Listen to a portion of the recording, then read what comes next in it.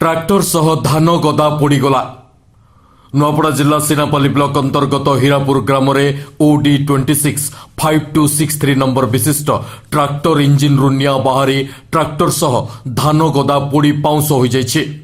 सूचनार जनाजाए जे tractor thresher रे धान अमल चलता समय हठात ट्राक्टर इंजिन रु निया बाहरी ट्राक्टर पोड़ी जिबा सहित खଳାରେ ଥିବା प्राय 15 ରୁ 20 ट्रिप धान पोड़ी पाउंस हो जाइछि।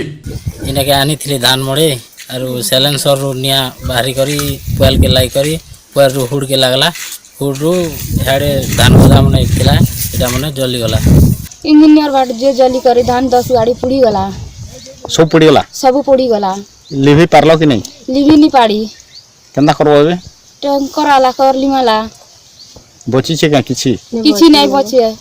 सीनापल्ली अग्निशम विभाग घटनास्थल में पहुंची अग्नि को आयत्त करते हैं मकरू बंदीचोर, मंगल सिंह बंदीचोर, दिव्यंजन बंदीचोर समस्त धान फसल नष्ट हो जाइए।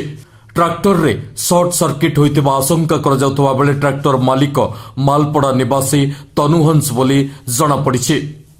सीनापल्ली जुगल किशोर महानंद, ओडिशा टाइम्स।